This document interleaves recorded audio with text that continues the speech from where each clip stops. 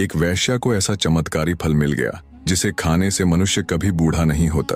वैश्या को जब वो चमत्कारी फल मिला तो वो अत्यधिक आनंद से भर गई। सोचा, अब उसका ये सुंदर रूप, ये सुंदर जवान चेहरा हमेशा ऐसा का ऐसा ही बना रहेगा और वो सदैव सुंदर और जवान दिखती रहेगी। पर अगले ही पल उसे ये सोचकर झटका सा लगा कि वो सदैव जवान और सुंदर बनी रहेगी तो उसे ये गंदा काम भी सदैव ही करते रहना पड़ेगा। ये विचार आते ही वो एकदम निराश हो गई और विचार करने लगी कि ये फल वो किसे दे।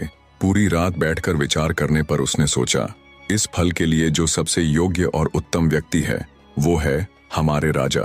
हाँ, इस फल की सबसे ज्यादा जरूरत हमारे राजा को ही है। वो हमेशा जवान रहेंगे तो लंबे समय तक प्रजा को भी सभी सुख सुविधाएं देते रहेंगे। मैंने अपनी पूरी जिंदगी में बुरे कर्म ही किए हैं, कम से कम मुझसे ये एक तो अच्छा कर्म हो जाएगा और हो सकता है राजा मुझे खुश होकर बहुत सी धन दौलत भी दे दे और मैं ये देह व्यापार भी त्याग दूं। ऐसा विचार कर वो उस चमत्कारी फल को ले राजा के पास जाती है और उन्हें वो फल दे देती है। राजा ने जब उस फल को देखा तो वो हैरान रह गया। अनेकों तर्क वितर्क उसके दिमाग में एक साथ घूमने लगे। जब राजा ने वैश्या से पूछा कि यह फल उसे कहां से प्राप्त हुआ, तब वैश्या ने बताया कि यह फल उसे कोतवाल ने दिया है। राजा भर्तहरि ने तुरंत कोतवाल को बुलवा लिया। सख्ती से पूछने पर कोतवाल ने बताया कि यह फल उसे रानी पिंगला ने दिया है। जब भर्तहरि को पूरी सच्चाई मालूम हुई तो उनके पैरों नीचे से जमीन खिसक गई। उन्हें समझते देर न लगी कि रानी पिंगला उन्हें धोखा दे रही है। वो अपनी पत्नी के पास जाते हैं और कहते हैं, रानी, मैंने जो फल तुम्हें दिया था वो कहाँ है?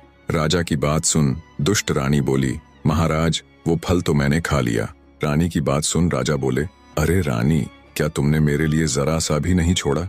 क्या तुम अकेले ही अमर होना चाहती हो? तब रानी कुछ कहती, उससे पहले ही राजा ने वो फल निकालकर रानी को दिखाया।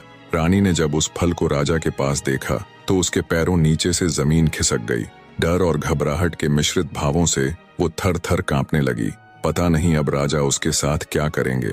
पर राजा भर्तहरि बिना रानी को एक भी शब्द बोले वहां से चले जाते हैं। पत्नी से मिले धोखे से वो इतने आहत हो उठते हैं कि राज्य काज इन सब से उनका मन एकदम भर जाता है और उनके मन में वैराग्य की भावना जाग उठती है। अंततः वे भी अपने भाई विक्रमादित्य की तरह सब कुछ छोड़ छाड़ कर साधना हेतु जंगलों में चले जाते हैं। उनके जाने के बाद रानी पिंगला अत्यधिक आत्मग्लानि से भर उठती है।